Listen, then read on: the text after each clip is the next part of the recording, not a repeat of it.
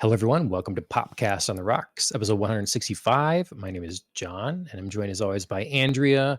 We're a podcast, and we talk about pop culture things that interest us. Sometimes there's whiskey, so yeah, we're happy to be back. It's been a little while. We've had a bit of a break, but we're going to be talking about Shogun tonight from FX, episodes 8 and 9. So those will be we'll have spoilers in that. Hope you've been watching along. You've had plenty of time.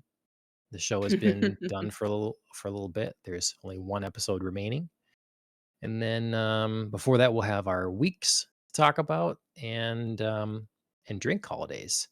So just up top before we get into any of that, I want to say last night did a kind of new test stream. It's just a live stream. You can find it on demand on Twitch and on X and YouTube, and it's topic focused. So the last one we were just talking about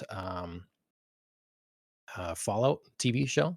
So you can, if you've watched that, enjoyed it or didn't, you can tune in and listen to our thoughts on that. Leave comments below. That show, whatever you want to call it going forward, but Podcast Live won't go to the podcast. It's not going to your Spotify or Apple Podcasts. It's not the full show of whatever we want to talk about. It's specifically a topic. And we'll hopefully be doing another one of those on Friday, Andrea and I, Mhm. for something a little less orthodox, I guess. I told the blokes that were on with me for Fallout, we'd be talking Anya Taylor-Joy fashion for um like kind of the press tour for Furiosa, and they were less than excited, but hopefully some of you out there are. So Hey now, I say props to you for being a well-rounded person. We can go from talking Fallout TV show to Anya Taylor-Joy's fashion. Like, you know what? right, People can have multiple dimensions in whatever they want. that's true. I'm like a D20. I got so many sides. That So was a great nerd um joke. A nerd I am, and I'm gonna nerd out pretty good in my upcoming week here. So we'll get to I that in see just a that. bit, but make sure you like, share, subscribe in all the places. If you're watching live, tuning in, please give us a like. Feel free to add into the chat. Keep it on top if you can, and we'll try to incorporate what you say into the show. And yeah. Speaking of things I'm gonna incorporate into my belly during the show is a liquid beverage of some sort. Are there Yeah. certain, is there a drink holiday I should be celebrating in particular? Well, for goodness sakes, you could just pick one of about a million, because it's been a while since we've done the show. So we have quite the backlog of drink holidays piling up. Which is good because I have not done a whole bunch that's pop culture related in these weeks. Um, so my time can be taken up just getting through what the 9+ drink holidays that we have here.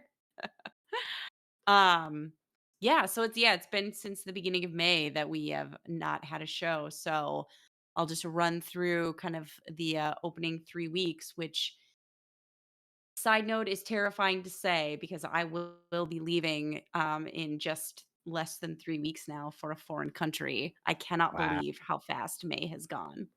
Yeah. It's insane. Um, Alright. but yeah, so taking it up from the top, May 3rd was International Sauvignon Blanc Day.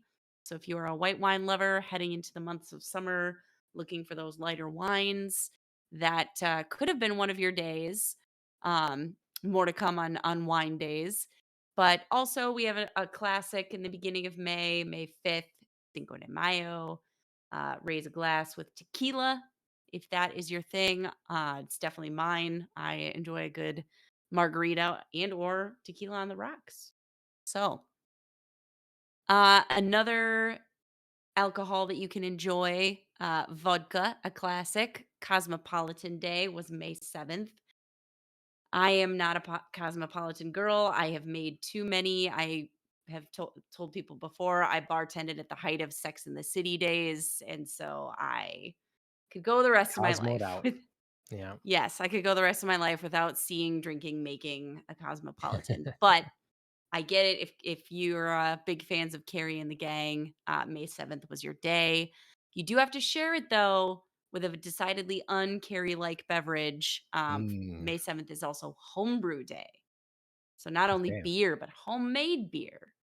Um, just doesn't strike me as very compatible with the glitz and glamour of cosmopolitan New York. So, No. whatever kind of individual you are, or if you're the both, if you're like John, you're a D20 and you've got all kinds Right. of sides, that could have been your Hmm. day.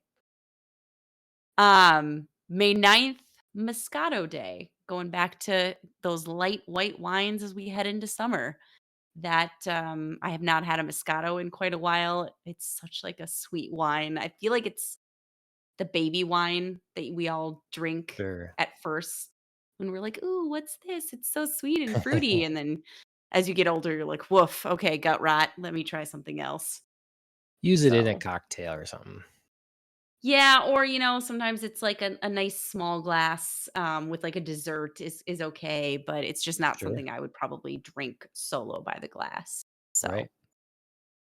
Um, and then we have a day that, you can do whatever you want, that, you celebrate however, whichever you like, because May 13th was World Cocktail Day.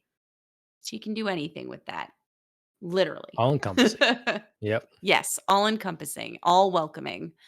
May 13th was also the kickoff of American Craft Beer Week. So that just ended a few days ago, May 13th to the 19th. uh, Raise a pint glass or a can or a bottle to any of your favorite American craft beers. Or if that's not your jam, Mimosa Day was May 16th. I think we all enjoy a good breakfast Yes. cocktail. It's a crowd pleaser, light, refreshing. I certainly Hmm. enjoy. So yeah, May 16th was National Mimosa Day. We're almost done, I swear. May 18th, World Whiskey Day. All I right. felt like with the hiatus of this podcast, our opening as provided by you, John, sometimes there's whiskey. Today there is whiskey. All So right. cheers. Cheers to a whiskey drink. Quite a Uh, crimson hue to that whiskey you have there.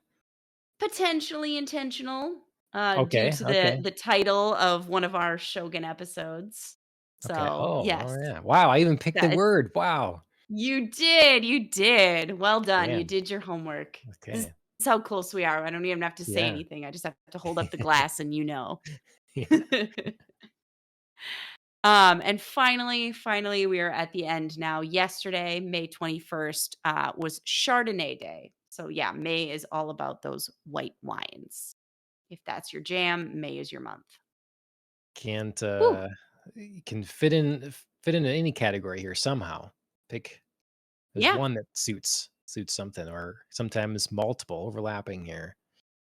exactly. World Um Cocktail Day. You can make cocktails with wine and or beer. yeah. So yeah, whatever you want to do. The National Mimosa Day just made me think of something. Mm. I like if we try to get out for brunch or something now, often it would be, hey, yeah, let's grab a mimosa or whatever. But now I find myself, it's like, it's early in the day. I'm not going to make myself more tired. I'm just not going to do the mimosa. I'm going to save any drinks I have until later after the kids are asleep.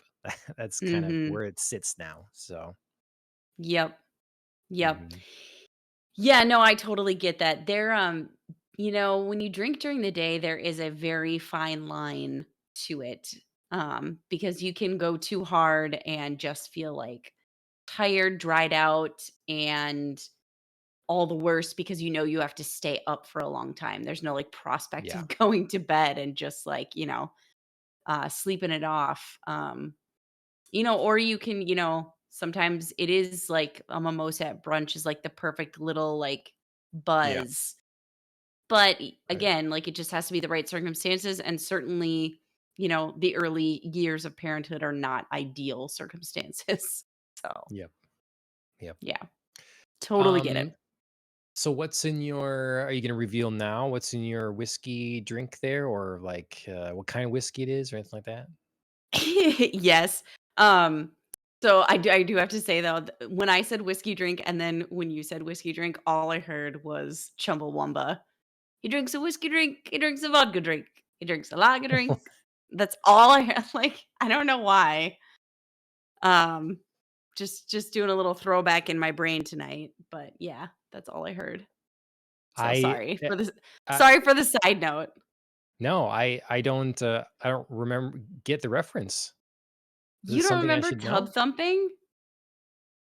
No, I don't know. What is You don't this? remember that song? Oh my god. Oh, that's It sad, was a John. popular song that I should know? Yeah, I feel like you totally would. Like, I I just heard it. sang, like, this tiny, tiny little part of it, which is not, like, the main part. Okay. British rock band. Alan sent a thing in here about it. Okay. You're you're Tub totally Thumping. when you listen to it, you will absolutely know what it is. All right. You just wouldn't know that part. It's like a random part. I will look it up right now.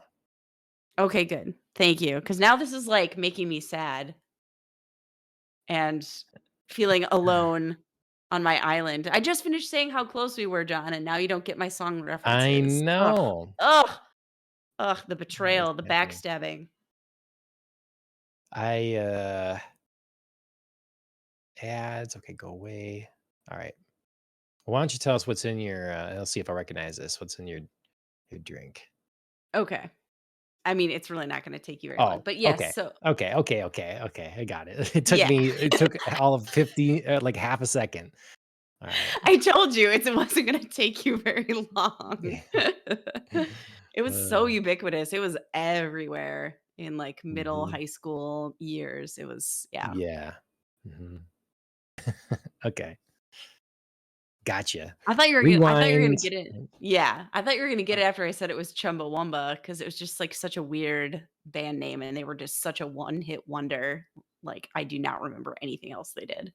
Me being my weird self, when I grew up, it was like the artists I knew were either like blues musicians that my dad listened to, or Mm. some like 70s and 80s rock things that we had Mhm. records of, Mhm. or it was composers. It was soundtracks. Okay. That's what I was always listening. Okay. And so I would listen to the radio, but I didn't Sure.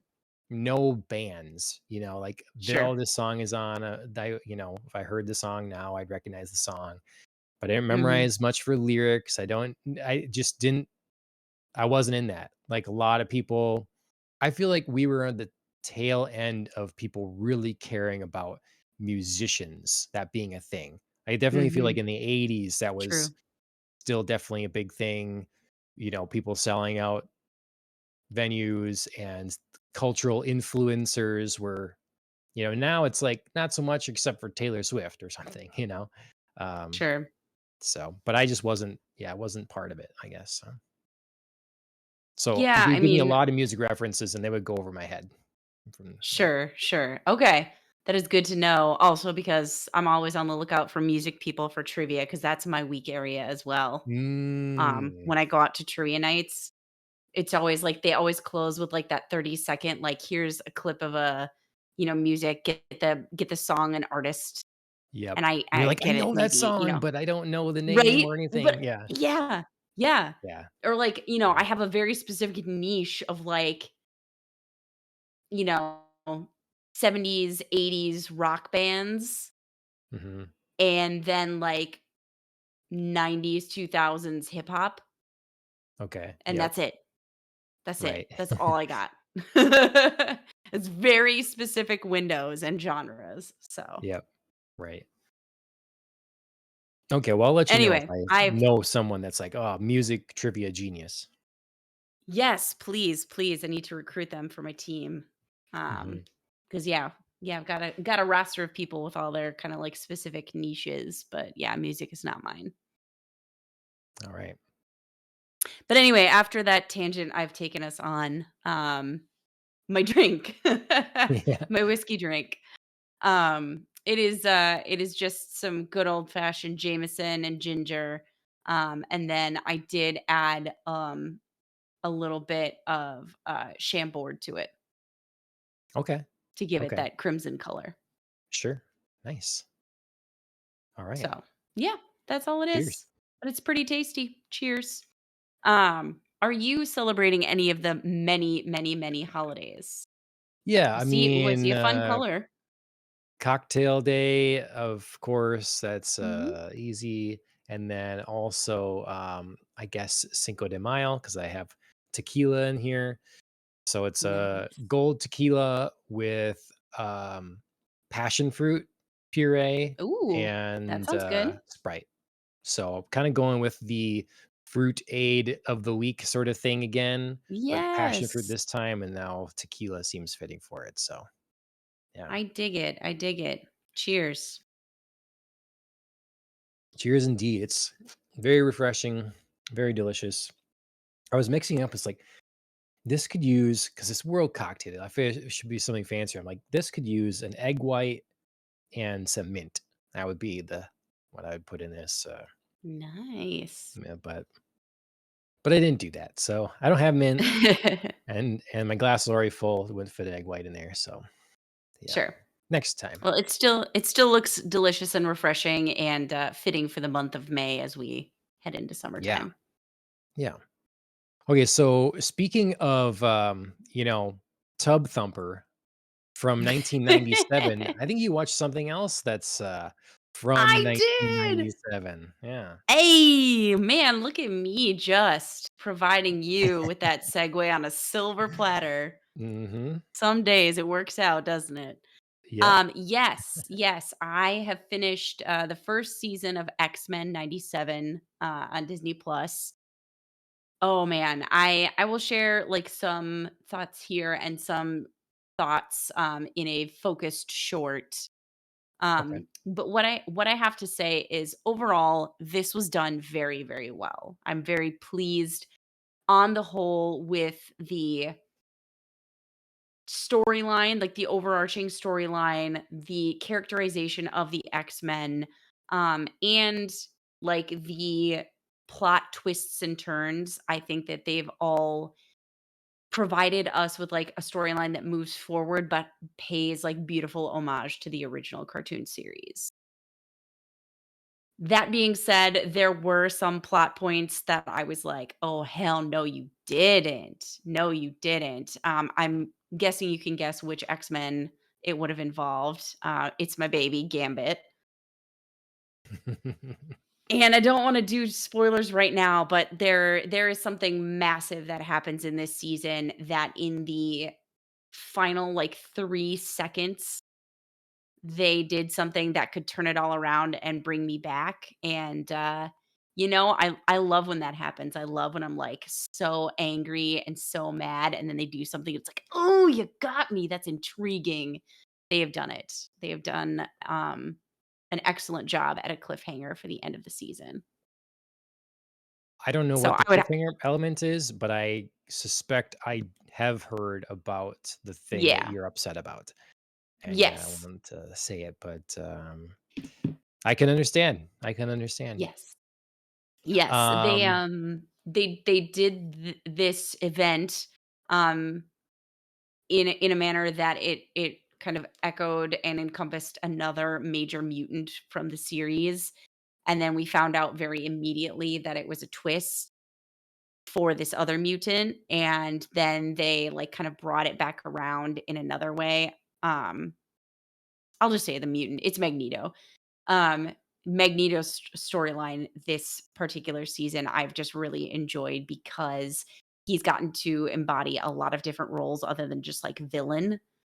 mhm. He's been, like, sympathetic, he's been, like, a plot twist, he's been, irredeemable again, and then there was, like, a penultimate episode where it really felt like he was going to be he was going to be killed in a very, like, "Wow, this is, like, years in the making" kind of way, and then, Yeah. again, there was, like, an immediate plot shift, and I was just like, "Wow." this is this is really taking me all over the place with his journey. Um, Roller coaster ride. but I really liked it. I really liked it. Yeah. Good. That's great. Yeah, I've heard mostly good things. Mhm.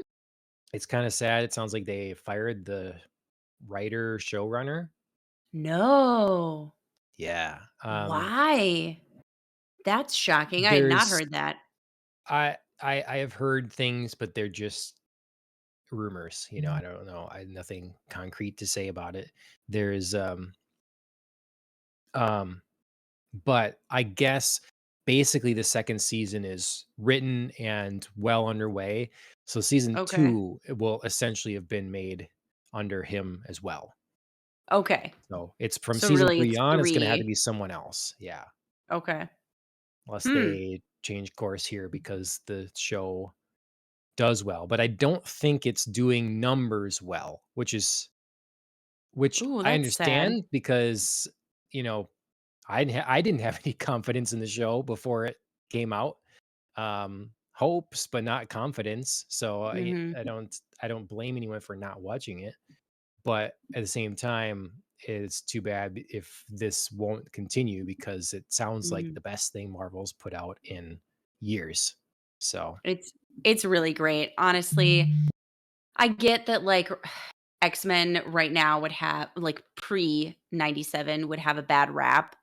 I have never really enjoyed live action X-Men, and in particular, obviously, like, the recent movies did not do well, understandably so. Um, I don't necessarily think that that was, like, an extra function of them being live action, but this like, cartoons is X-Men's medium. Like, this is just right. everything that's right about the classic X-Men is brought back here. I'm not saying everything's perfect or, like, I wouldn't change things or, like, have some notes, but, like, on the whole, this is, like, core excellence, for X-Men here in the cartoon. Extra excellence X-Men. I know, I know. um, well, Just on the I riffing mean, tonight. if you felt so inclined, you could always do a Popcast live, just you and Pete, because I know Pete has watched it. If you wanted to do a full spoiler talk or Yeah. something with him, that would be an option. But Heck yes. yeah, I hoping to see it sometime here. I don't know if it's ever going to get a DVD release or not, but we'll see. So, Yeah, you but definitely I'm glad should. you You liked would it. like it. Yeah, and it sounds like the animation was done well from what I heard, and Mhm. a little bit of a. I think you commented on the theme song just being a little different. Kind of a Yes. fun Yeah. change. It's I mean, it's the same with the animation. I mean, I have gone back and started watching, like, the classic X-Men as well because now, now I'm just, like, reminded of all my love for that, and it's Yeah, available, so, why not? Um, but yeah, both the animation, and the theme song have just, like they're still very core back in the original, but just with, like, a little update. Not again, not so different that it feels like, "Ugh, that's not what I enjoy," but just, like, enough that you're like, "Yeah, I see what you did there." So and it's sorry, I fun can because hear you. obviously no, it's okay. It's fun, obviously, because some of the voice actors have come back, so they tug at the nostalgia as well, but obviously, we're people. As we get older, our voices change, so their Right. voices are a little bit different too. So it all kind of feels like it fits within this theme of, like, here's our home base, but we're just, like, pushing a little bit out for you to, say, like, hey, this is new territory. So it all Right. works. It all comes together pretty cohesively. I'm envious. I love the X-Men so much. And like you say, it's kind of one of those things all of a sudden you're reminded that, oh yeah, I love Mhm. this is I really like this thing. You get into Yeah. other stuff or whatever, but then I just pulled this out because I know it was been next to my desk here under kind of a pile for a while. It's this thing I printed a long time ago when I was like starting to um work out more from home and stuff. And so I did this like print up sheet here. I It's got love the it. X-Men on it, got Scott, and then just I so forth love it. and so Oh, that's definitely something they keep in the new show. Everybody is, like, ridiculously ripped and has, like, 30,000 packs. I'm not even gonna say, like, 8 packs. It's just, like, muscles on muscles on muscles. mhm, It's so over the top ridiculous that it's so much fun. mhm, So, yeah, that's awesome. definitely something they keep, um, while still somehow managing to make people look different. They're all ridiculously like, all the guys are ridiculously muscular, and it's so But still insane, and different yet builds. but yeah, still different builds, like, it's enough different that it's like, they're still distinct. So, Yep, I enjoy that. cool. Okay. Well, that's all you got on your list here, I see. So that's a good one. Yeah, So, I did forget I watched one other thing. I watched the first half of the new season of Bridgerton. Um, okay. just it's not something I usually talk about, so I just totally forgot that I actually watched it, but I did. Okay. That's the only other All right. thing I've watched. First half, is that it's all that's out right now, or that's just where you got to? Yes. Yes. Okay. They're doing, like, one of those, like, half season and then, like, the second half of the season Yeah. releases, I think, like, June 13th or something. So, That's another while thing you I'm could gone do a in Scotland. podcast live on. You could do Yes. grab Yes, true. anyone that's watching it, and That'd I be a know good one for Ashley's Dana and I. yeah, that's what I was thinking if she's Or watching that then.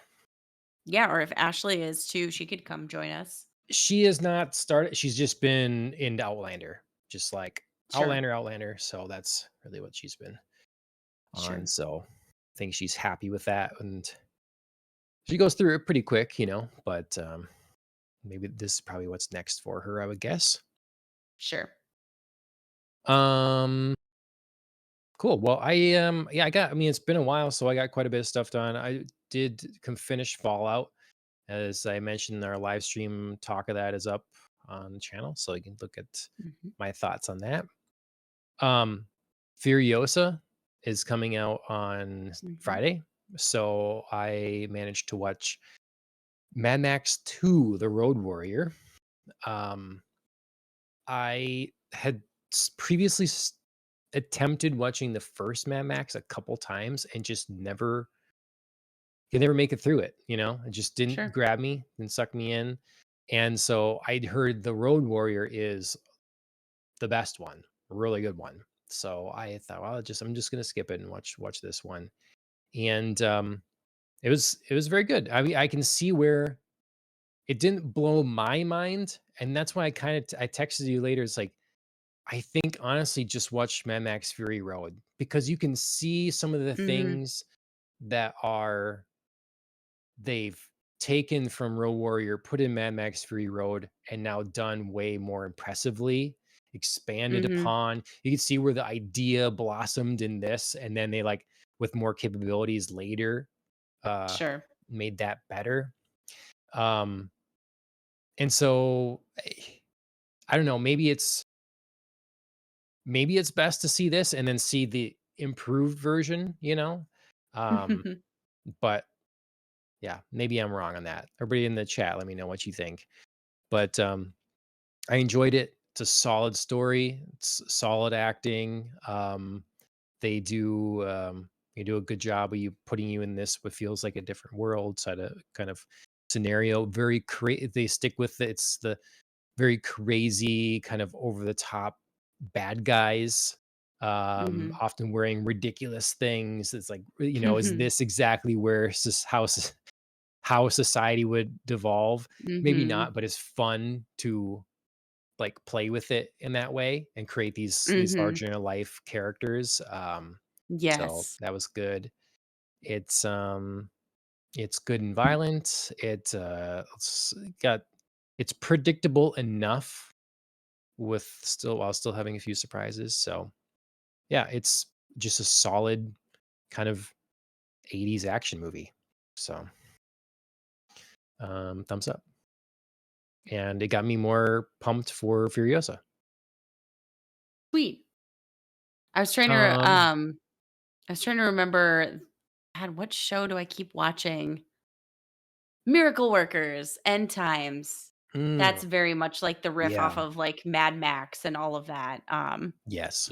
where it's, like, post-apocalyptic, everybody's, like, in the desert in crazy costumes, just, like, Yep. you know, wildly like, "Oh, yeah, I would totally wear this, like, over the top hairstyle and, like, half piece of clothing with barbed wire, you Yeah. know, like, just, like, something so random that you're like, "Sure, yeah, of course, that's Mhm. what you'd wear in the apocalypse." So, yeah. It's it's one of those things they advertise, films by George Miller, and they say, like, by the mastermind George Miller, Mhm. genius George Miller, and, but there's something to it in the sense that I think his Mad Max films were very influential on pop culture and Yeah.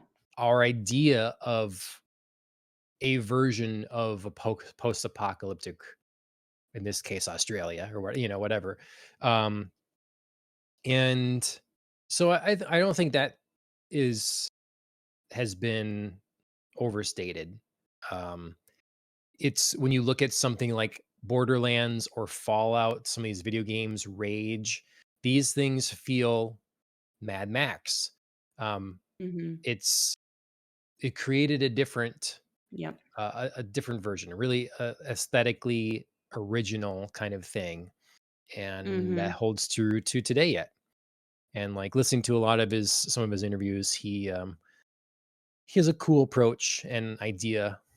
I hate listening to actors or writers or directors talk about the film that they're doing or a part of or whatever, and it feels like they have no insight at all. It's like they Sure. just made a thing, you know, but you can tell then the Right. people that have a reason for everything and like have thought it out and care and whatever. And so I think he's thought it out. He understands why he's telling the story he does and the way he does and all that sort of thing. So yeah, I think that that show was in at least what I've seen of his. So Mhm. um okay. The other thing I really want to talk about is I've been on a massive Doctor Who kick. It's like a couple weeks ago, it was Star Wars. I don't know what like brought that on, and then now it's been Doctor Who.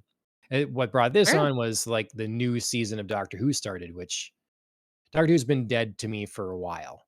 Um, it like I think that if I was telling someone to watch Doctor Who, and you were looking at not the classic stuff but the newer stuff, I'd tell you to watch from Eccleston through the 50th anniversary and then be done, Mhm. because you Mhm. had really consistent, solid stuff for a lot of it, like more than you could ask for, kind of consistency. And it sort of wraps up nicely. The 50th anniversary is fun, getting Tennant back involved, Mhm. finding out about the war doctor. It's a lot Yep. of good Yep. stuff. And it's done that because once you get into Capaldi, the quality is just, to me, up and down. Like there's some Yeah. good episodes and there's some really weak ones. And it's just, I don't know. I felt bad because I like Capaldi. I think he could have been a Mhm. fantastic doctor. And at times he was, but Mhm. that was started, where it was even some of the later Matt Smith stuff was tapering. So I just think Capaldi and onward, just Mhm. forget about it. So that's my take. But Yeah. anyways, uh, Yeah, someone who made it through all of Capaldi, it was a rough go. It took me, I think, 3 times. And like you said, like the beginning is just it's so rough and it's so different that it's really hard to get into. Once you do, again, there's like, as with any show, they obviously have like quality episodes and there's times when it's just like, well, that one, wasn't quite up to snuff, but yeah, the you can definitely tell the inconsistency more. Like it's yeah, clearer the inconsistent writing. yeah, So I get yeah. it. It, when saw the first, like, we went to in the theater, the Mhm. Capaldi's first real thing. I liked that a lot, and I was very excited for what Capaldi could bring because he, in that, embodied to me a doctor that was more like the first Doctor. I was like, it's time we Mhm. have that grumpy old man, more serious sort of thing. Mhm. In that movie, like pushes someone out of a Right. building or something. It's like he's just a little more no nonsense. And I've said it many times in the past. I feel like they just couldn't commit to that. And he started to Mhm. become more like the previous few doctors. Yeah. And Which, I mean, on the one hand, it was fun to have 3, very pretty boys play the doctor. On the other hand, there got to be an element of sameness yeah, to, like, the doctors, new selves, new doctors. Like, it seems odd after some of the variety that we had that, it would just be like, "Oh, now we have another young, like, attractive male doctor." So, yeah, I think we were all excited for Peter Capaldi to bring something fresh, yeah, um, that they couldn't quite commit to because I think they did lose some viewership and there was some fear there. And then Capaldi, instead of being different, was weird for a little true. bit until Yeah. I think he found, like, the character eventually, Hmm. but the backtracking, I think, lost even more viewers because there was some sort of, like, regulation where we tried to had to figure out, like, who this doctor was, and it just wasn't, resonating with the audience. Yeah. All of a sudden he's got a guitar and sunglasses and like this is not the doctor we signed up for in this one. Like, Well, and I think also for myself, his TARDIS interior was hard to connect to. It was very, like, cold. cold, sleek, um, which could have been, I think, a fun contrast to his, like, crotchety old man. It definitely felt like his dress, his demeanor, the fact that he was, like, an older gentleman, it could have been like, "Oh, let's just, like, naturally throw it back," and so I think they were trying to do something futuristic and different to Yeah. provide some, like, visual contrast there too, and again, it just came off like not a great connection. It didn't all come together to fit. Mhm. Yeah, and they did some emotional good stuff with Clara, but I think she stayed a Mhm. little past her prime because Clara really I liked Clara a lot. And then Mhm. the one thing I'll say, the most important thing that Capaldi's era gave us was some proper closure between Matt Smith's doctor and Clara, because Clara Mhm. was treated horribly by Matt Smith's doctor towards the end of his run. Horribly. Mhm. It was just like Amy Pond, Amy Pond, Amy Pond again. It was like we had to draw this connection to her between the two. And I really didn't like that. Made me pretty upset. So they remedied that in the early, maybe second Mhm. episode or something like that of Capaldi's run. Mhm. So Yep. that was the biggest deal. And Yeah. yeah. So anyways, So I'm you've always not been open. watching Capaldi. Yeah, I have not been watching any. I've not been. I've been watching classic Doctor Who on Pluto television. It's just Okay. free with ads, the classic stuff. I started over the like season one from the kind of reboot. Mm. I didn't watch the first two episodes because I had watched those not all that long ago. I know them Sure. well, so just started at three, went three through seven. So it's just been fun watching Eccleston again with the kind of foreknowledge and you know seeing them get their feet on the ground and like the different emotional elements. Like the first time you see a Dalek in there with him, like Mhm. he does so good. And when we were watching, not having familiarity with Doctor Who Mhm. previously, I why are you so scared of this thing, all this sort of stuff. Like, why are you freaking out so much? And now understanding, it's great. Right. And I have an Right. even better understanding now because what I've been doing this new Doctor Who to me is I've been listening to Big Finish's Eighth Doctor adventures. So Okay. there is this company called Big Finish, and they have for years done full cast radio dramas basically. And they get back like Tom Baker, the fourth Doctor, and they get back a bunch of the previous doctors. Even they got Eccleston back now, and they do stories and then act them out and have the sound effects and the whole deal. So ever That's since fun. right before the 50th anniversary, I saw the Eighth Doctor. They showed us how he regenerated into the Mhm. War Doctor. I Mhm. was immediately interested in his look. Like, he grabbed my attention, so I'm like, I want to know more about the Eighth Doctor. And since then, I had looked up these things, and they sort of around the time, I believe, did a kind of reboot for him in a sense. And Paul McGann is the Eighth Doctor, so they brought him in, and he's been doing them again for years, but kind of fresh take. And so I started with the Dark Eyes series. So there's 4 separate box sets of Dark Eyes. You can just get them all digitally, and some of them you have to because they're out of print, if you're a little older. But I got all 4 of these, and each one is 4 CDs. And Big Finish has an app as well, so you can just listen to it digitally, which I did in the tractor. Yeah, I cranked it up and listened to all these different things. So for me, this has been great because it's just like feels like classic Doctor Who adventures. I get to know a different Doctor better, Sure. um, new companions. I never get tired of hearing the Daleks scream "exterminate" and and bark orders and stuff like that. Exterminate. Yes. Yeah.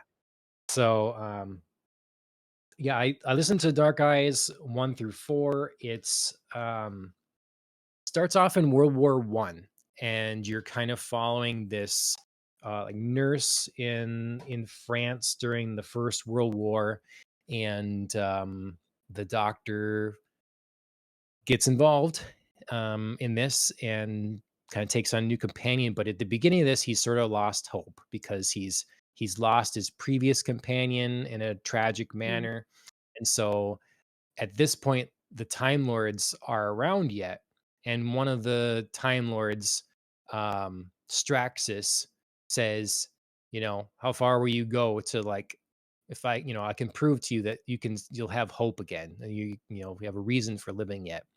And so they kind of set him on this thing, doesn't know exactly what's going on, and that leads us to, hopefully the Doctor finds hope again. So, it really goes through a lot of different times. We definitely deal with classic villains. We have Daleks. We have uh, Centaurians. I think they call Mhm. I forget they're like the potato guys. They were really Yes. fun in this. We have the Master, and then there's some creatures and stuff that I wasn't familiar with. There's one of them I think was only in one other story, maybe, that they really expand this called the Eminence, and so we get kind of a Mm. creepier story with the Eminence, Okay. and for their origin. So that's a lot of fun to hear, and Yeah, I don't know that one. yeah, it's like it is basically a living sort of living entity in a kind of a gaseous form, and it can take over people's bodies, and they serve as sort of like a hive mind. Um, Mm, and it was cool and creepy and stuff. So, okay. Yeah. um, yeah, I recommend them highly. There's 4 volumes. They're not cheap. They really kind of start someplace and they end up wrapping up pretty well. I think probably volume 1, Dark Eyes 1 and Dark Eyes 3 are probably my favorite. You could listen to them all separately. They do a pretty good job of like being um More Standalone. satisfying if you listen to them all, but yes, understandable if you weren't to. So, Sure. um, yeah, I'm trying not to spend all my money catching up on these now, trying to pace them out a little bit because I am on to the next. So after these four, well, it's Paul McGann's next one is called Doom Coalition. So I've been starting that, listen to that some as I run and stuff like that. So Okay. um, yeah, if anyone's interested in getting started in any of this, Big Finish has you can find them on Spotify, and Mhm. if you have a free account, you can't listen to like everything in order or something, however it goes. But they put together playlists by different doctors and all this stuff, and so like you can go to the Eighth Doctor or whatever, and there's stuff that's available on there is older, but you can give it a sample of like what they do. And there's a lot of like if you look up some of the Eighth Doctor's best adventures, a lot of them are on there. And if you have a paid Spotify account, you can listen to all of them straight in order, kind of thing. So this is strictly like if you want to then purchase to own some of the newer stuff. There's ones I want to cover. Paul McGann is in it with David Tennant. So the eighth and Mm, the 10th Doctor are together in an adventure. And that's fun. there's a series on the War Doctor. So they got Hurt, Mhm. to reprise his role. So I can't guarantee they're all going to be good. I don't know. But what I have listened to so far in Dark Eyes was enjoyable. Recommended. So Excellent. yeah. It's always fun to come back to Doctor Who. I feel like that's kind of one of the first, like, things we did, all 4 of us in our Concord Street house is Mhm. watch Doctor Who together. Yes. And like just as we started watching him again, Ash and I kind of start remembering other episodes and like, oh yeah, this one, oh yeah, that one. Mm, And then sure. moments like, oh, that was crushing. That, there's not another show really that is structured so well that can take you anywhere with anyone of any time and Mhm. all this sort of thing. And that allows for a lot of creative storytelling because the confines are just gone. And Right. there's just gut-wrenching emotional stuff in a lot of these that are really clever things, and it is fun to go back to rewatch, to rediscuss some of them because on one hand it's sad how like far it's fallen. On the other hand, they can never take that away, and Mhm. it's a lot of good stuff. So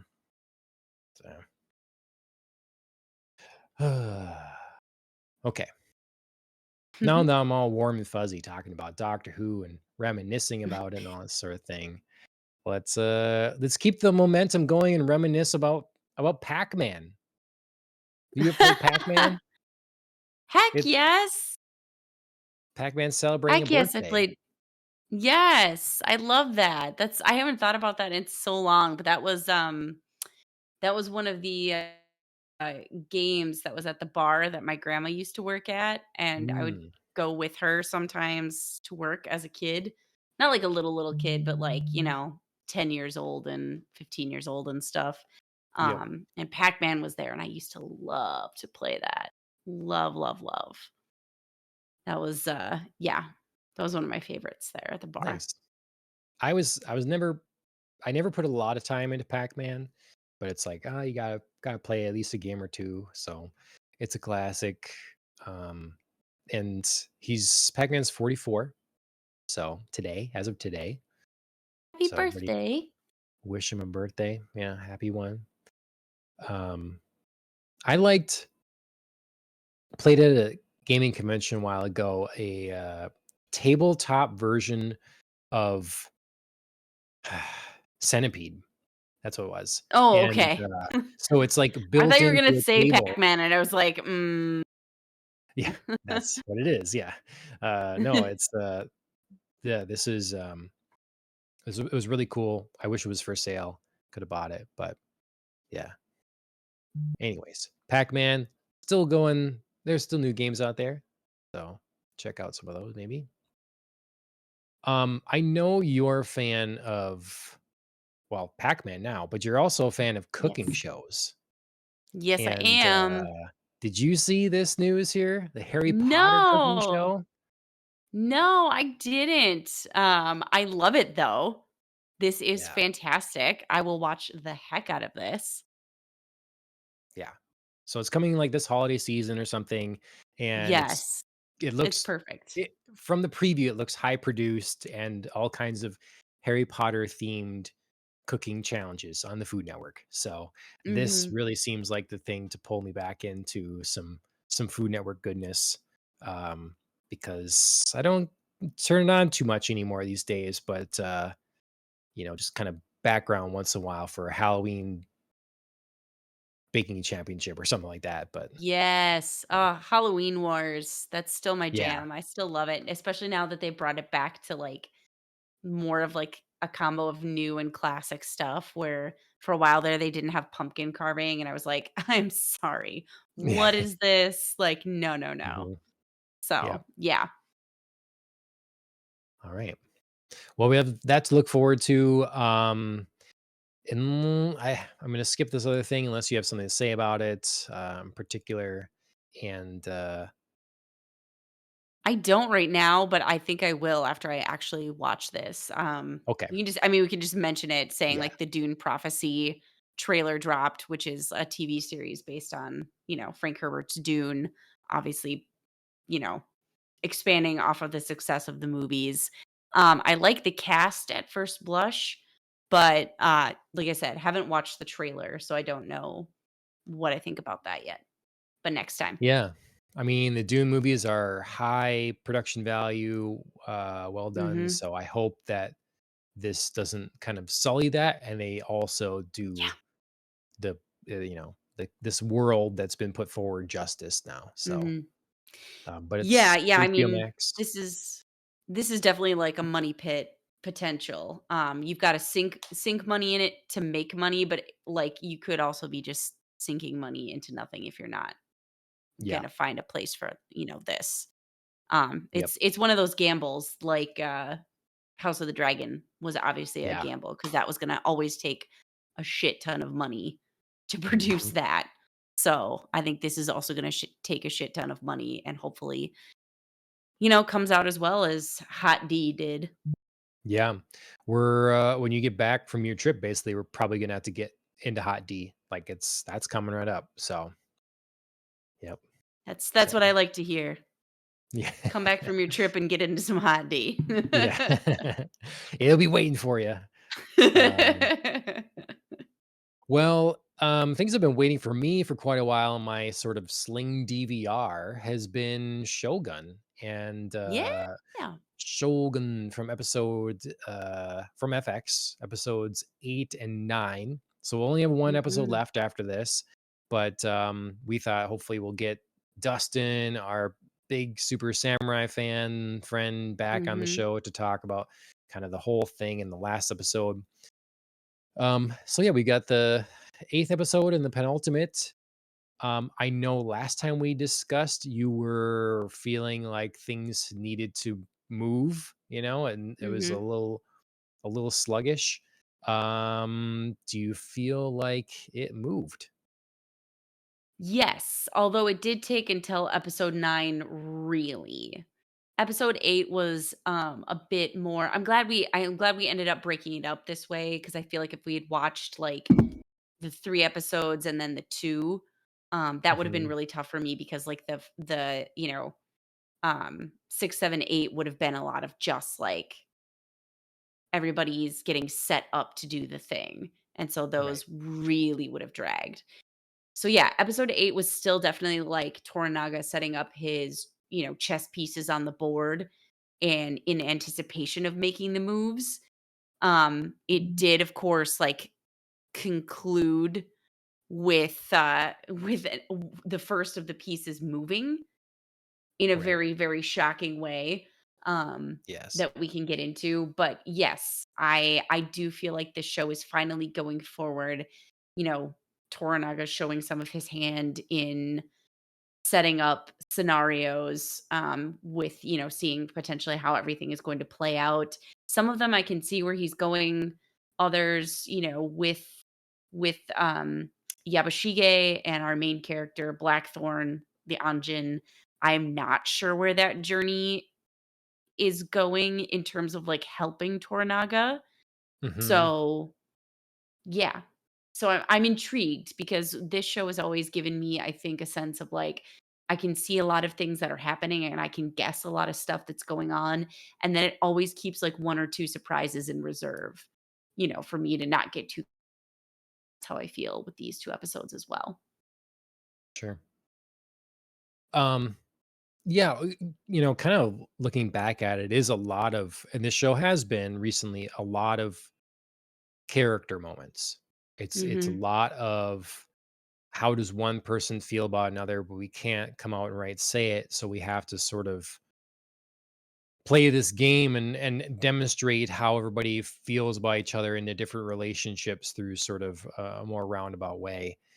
For Mhm. instance, we get in this scene, and this I guess ends more bluntly, but it's like, oh man, this could have maybe been said and done a long time ago. But it's sort of this scene with uh oh shoot, I should look at everybody's names again because now I'm just blanking on them. Um Describe. Mariko, Oh, her yeah. her and her husband, Buntaro. is Buntoro. He is making matcha tea Mm. for her, Mhm. and so it's an interesting little, like, ceremony moments, like, making it proper, and, she ends it by he's offering to, "Hey, let's just Mm. die together before instead Right. of I'm going finally on I'm finally dying gonna this give way." you what you want. Yeah, and she's like, "The last thing Mm. on earth I would wanna do is die together with you, like, side by side." It's like, "Oh, Mhm. you guys should have just got apart a long time ago." Like, this is just awful, so, I mean, that was one of the most blunt things we've seen and heard or whatever, but that was a strong moment, but, Yeah, yeah, I even commented on that because for a second, I felt really bad for Buntaro. Like, I wrote in my notes, I was like, "Ouch, Mariko," yeah, and then I was like, "Oh, right, yeah, no, he's abusive and he's awful, like, don't feel too sorry for him." But for a moment there, it was like, "I'm really in here, I'm really caring, I'm gonna give you what you want," and then, Mariko is like, "No, I see through this. This is you being selfish, you've never really shown up as my husband, so, you know, I'm just gonna stick to the plan and be what Toranaga needs me to be." yeah. It's, yeah, I wrote a note on this too. My full thing. Yikes, harsh. If it was a matter of her just not liking him, then why not have the divorce? Really don't understand their relationship.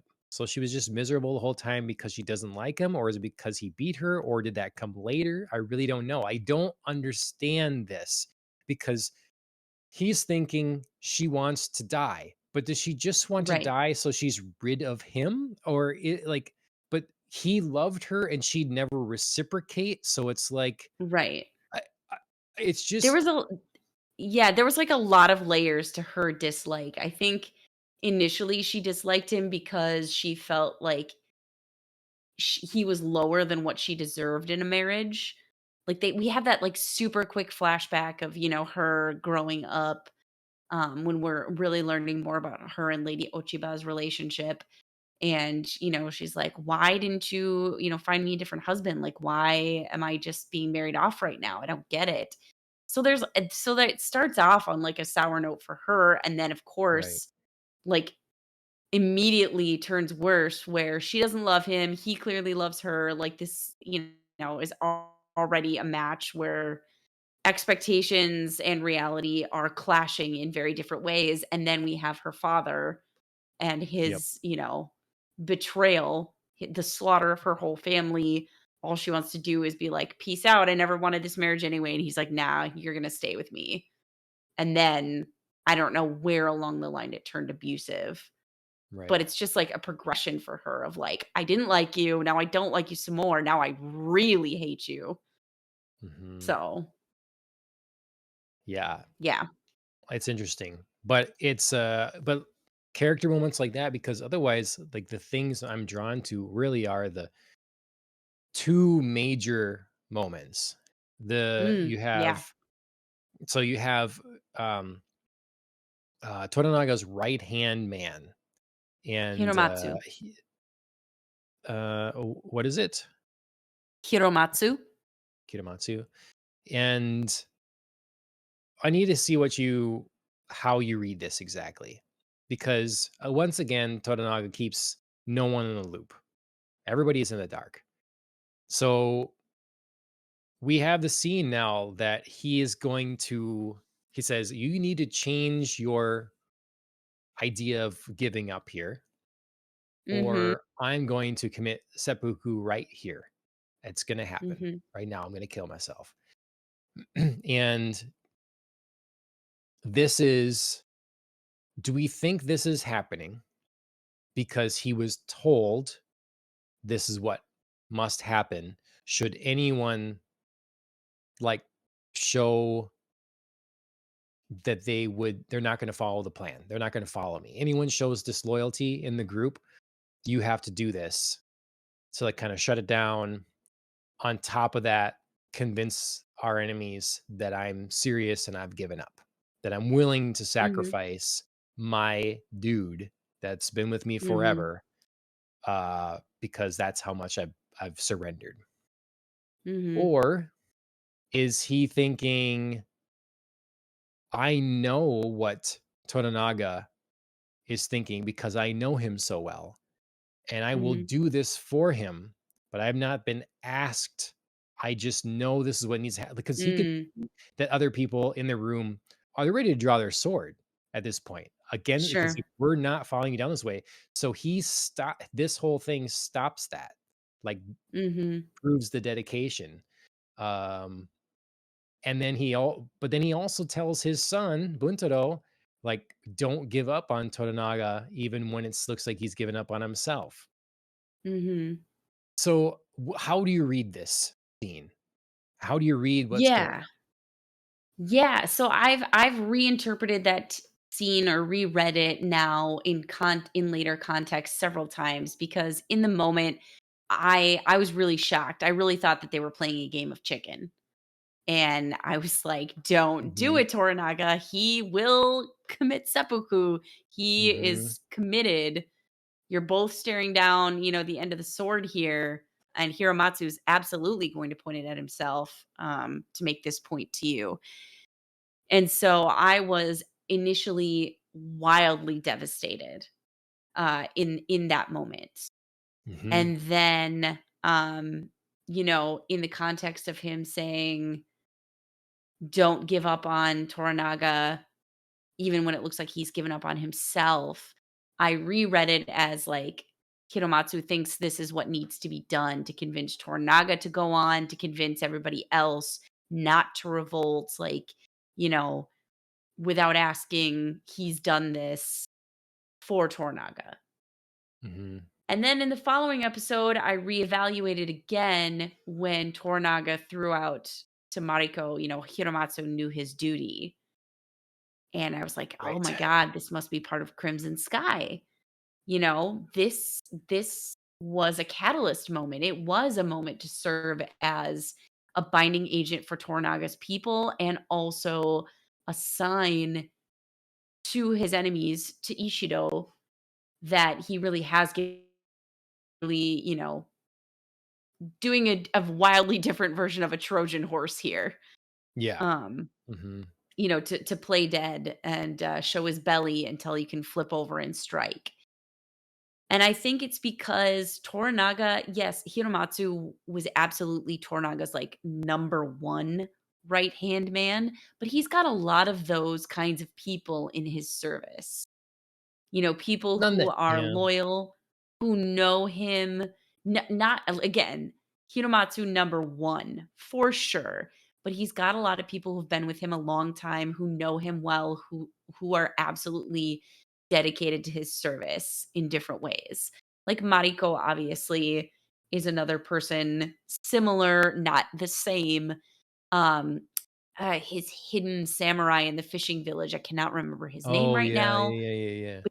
I've It's been right. I've been your samurai, I've been your spy, and he's like, "Yep, continued your loyal service, my mighty warrior."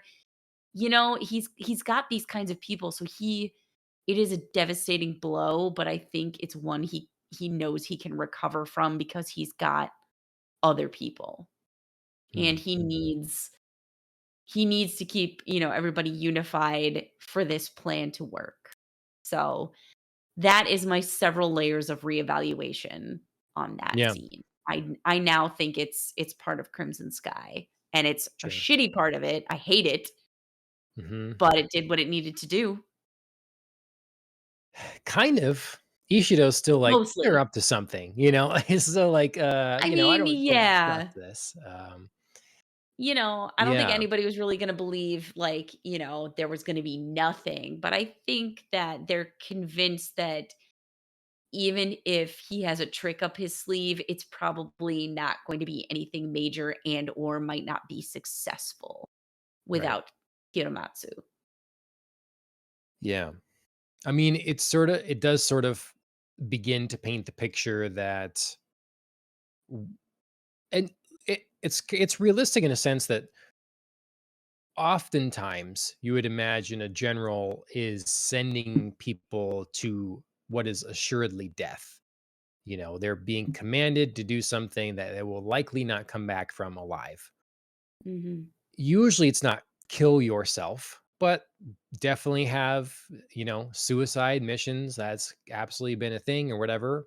And in the Right. culture of like ultimate loyalty, um, dying for your master. I mean, we've seen it before. Like I disobeyed Blackthorn here, and therefore I have to be dead. Right. I took Right. down the hanging animal, Pheasant, and yeah. therefore, yep, I'm dead.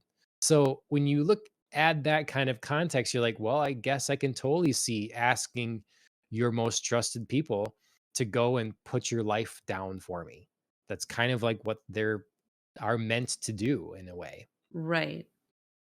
And I think for us as an audience, we've seen that be senseless before, following orders to a point where you just don't feel it makes sense.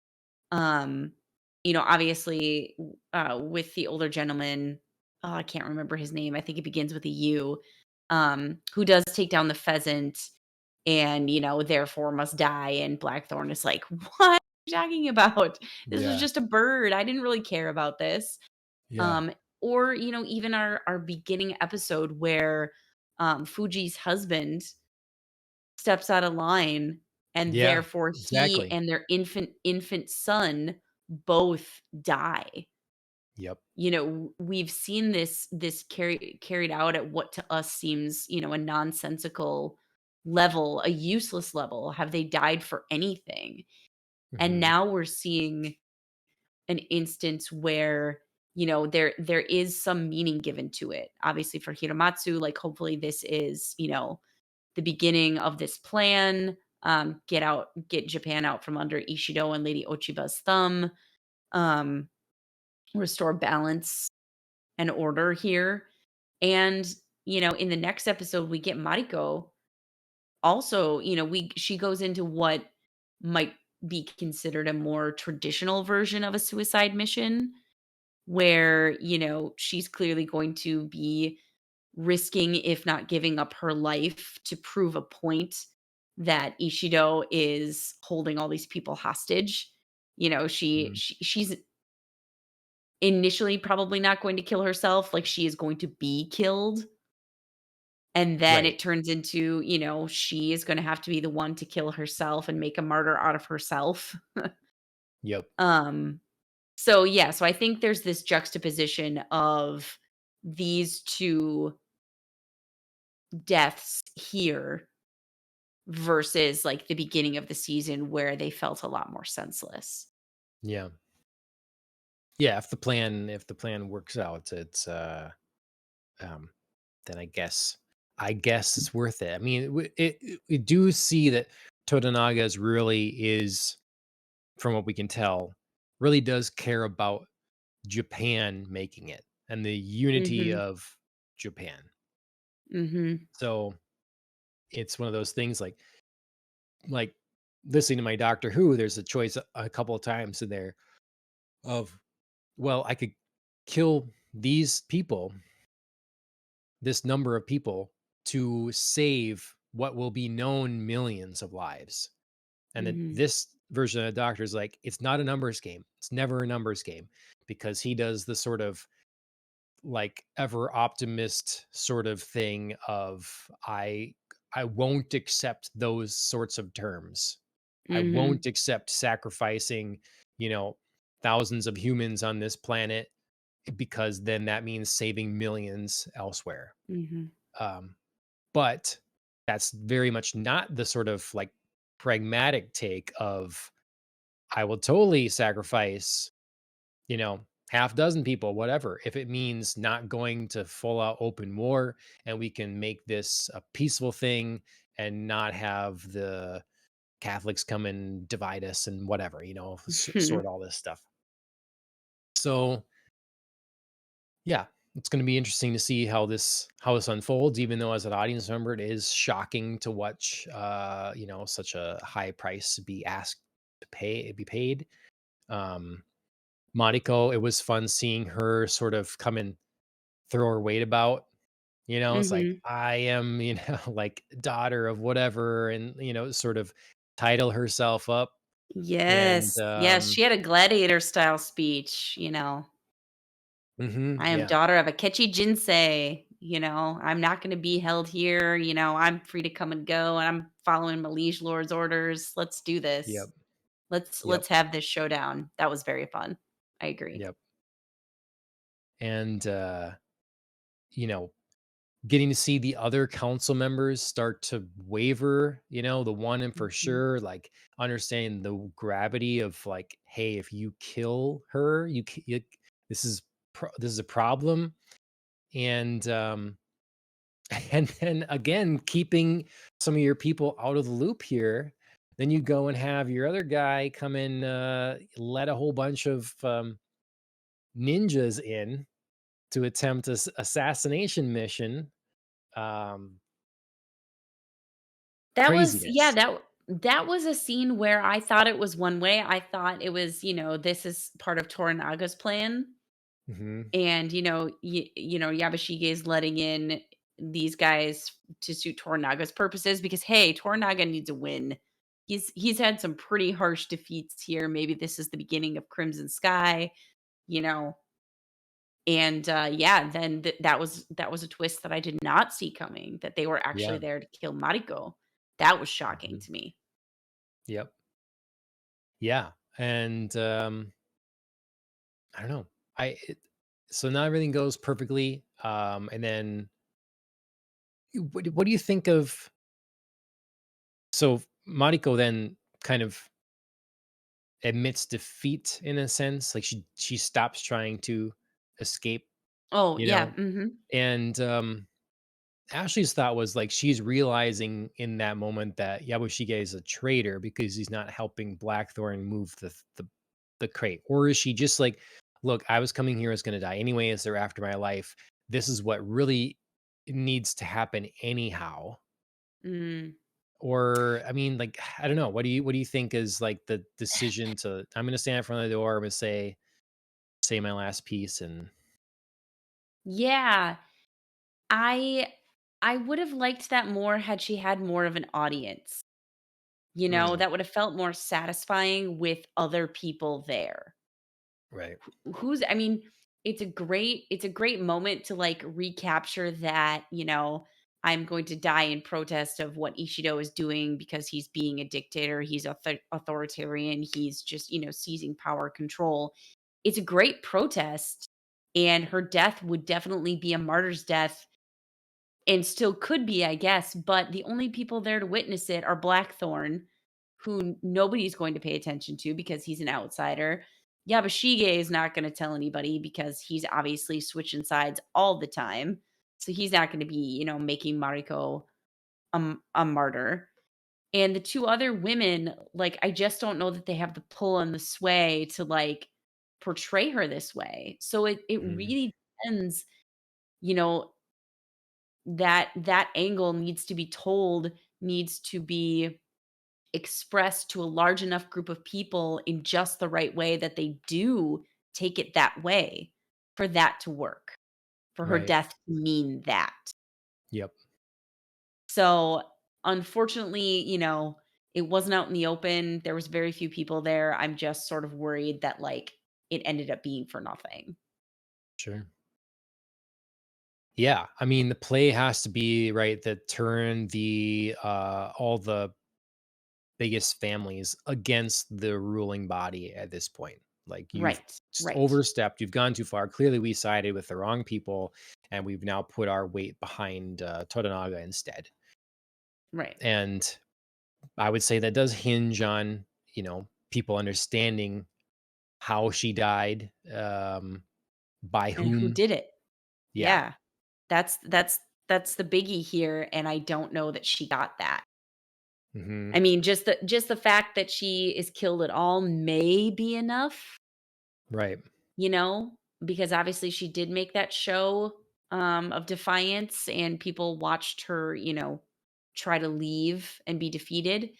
But I just don't know. Yeah. They could turn it into some sort of accident or weird, random, senseless act of violence kind of tragedy and just disassociate it. And then, yeah, if people don't stand Yeah. up and say, no, you did it, then she's in trouble. Yeah. If also she is dead, she could be horrifically injured, I guess so. Yeah, I but guess alive. so. It seemed pretty bad, Seems but, unlikely. It seems yeah. unlikely. Mhm. You know, it does seem like that was just, her dying, but Mhm. obviously can't say that for certain because we do just end on Yeah. that explosion and her body flying. We don't know exactly what happens after. Mhm. Her body flew into a giant bed of hay that was in that building, and, Cushion the blow, yep. ears are Mhm. ringing, but she's, Mhm. body's intact. I don't know. Mhm. It could be. Yeah.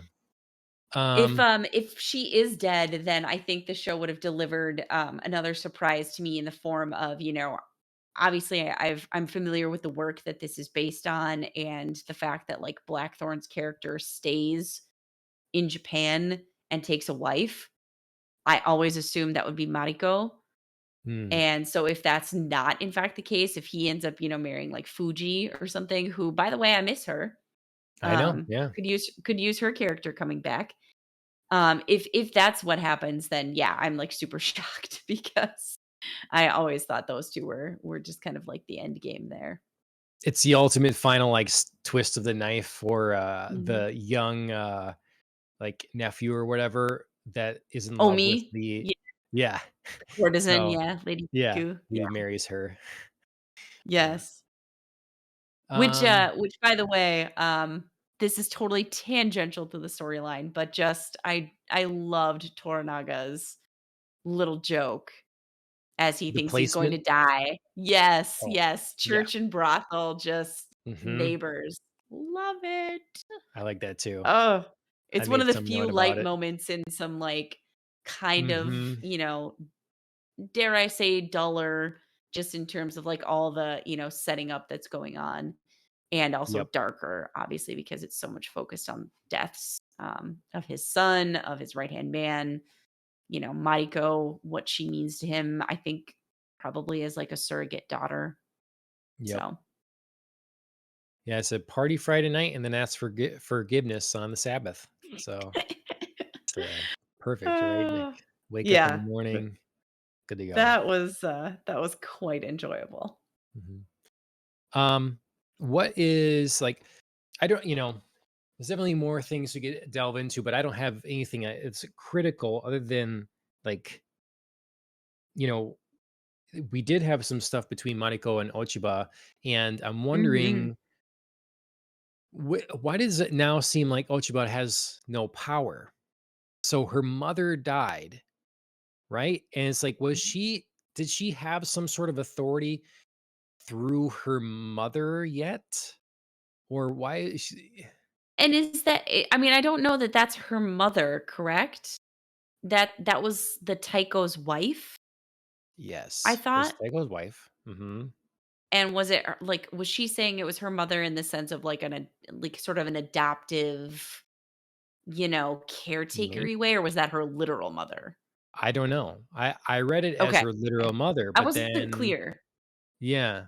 But then it's like, "Oh, okay, if that was the wife, then it's interesting." Then he took his wife's daughter as a court. As a courtesan? I don't Yeah. know. I don't know, it's but, I mean, either there's watching the Carrie Diaries, they definitely there's clear, like, moments of, like, keeping it in a family and or, yeah. passing courtesans along, so, it wouldn't be the weirdest thing, Mhm. but, you Yeah. know, obviously to our sensibilities, not something that's in the everyday or Yeah. would seem normal. Because didn't it seem like she, had a couple lines and like she was now sort of out of it. Like she was all of a sudden walking in here, "I'm the boss. You're gonna do what I say." Everybody's sort of like, Yeah. you know, kind of bowing to her in a way. We sat through the whole play with her, and people are like, "You're Mm. choosing the wrong side" or something. Ugh, Like everybody's looking to awkward. her, and now in this, it's like, nope, it's Nothing. to Ishido. Yeah. I can't do anything. Is it like somehow this is the moment? Yeah, I really feel like she lost that power the second she agreed to marry Ishido, which again, I was surprised by. I was very like, Did she agree to it? she is there's either like an assumption or like some indication that she gave because Mariko in this episode says, congratulations on your engagement. Oh, I somehow missed that. Okay. Yep. 'Cause, yeah, that is Yep. a weird because someone else was telling her, like, he's a shadow of, like, he's Yeah, someone was it really was down. her the Tycho's wife, Okay, yeah, her surrogate and or real mother. Um, yeah, she was like, "He is just like a shadow of a man. He'll never, be like the real thing. He's not what you need." right. Yeah. So, I don't know, we need more inside her mind a bit or what's Mhm. going on with her and Yeah, we've gotten some very surface level detail, obviously. We get her fear that Tornaga's been plotting against her family and the murder of her father was his idea. She's afraid now for herself, her son. Um, so we've gotten that sort of like surface level motivation.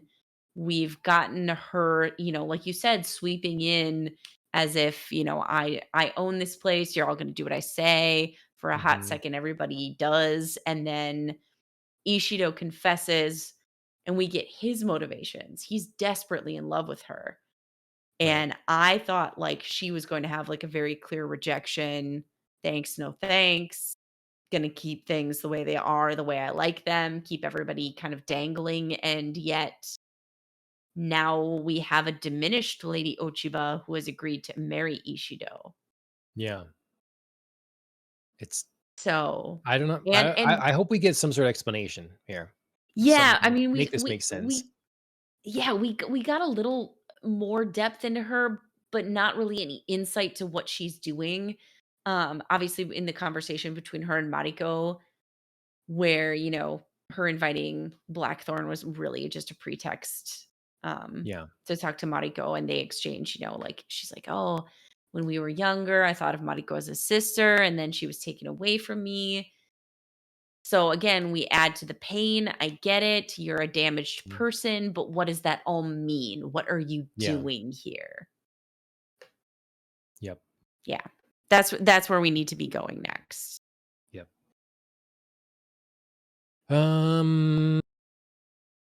Okay. Mhm. Well, we I took a long time on Doctor Who earlier, so apologize for all the going into that. But if there's other things you want to say on these two episodes, but I've kind of like said my piece because as we sort of mentioned, it's a lot of character moments, sort of developing Mhm. these people's relationships, and the big the big events, is where we went over, the two what now appear to be pawns sacrificed to hopefully make um, Toranaga's whole takeover plan Mhm. happen, come to pass. Yeah, yeah, we've really spent a lot of these last 2 episodes focusing on them, Toranaga, the death of his son, and the way that that was sad, yes, but also afforded him time to set things in motion. Now, as a viewer, I'd really like to step back and say, "Okay, we were deep in here. What are we doing now? Like, what's Blackthorn's purpose?" He's just been kinda moving around, not really having anything to do. Hmm.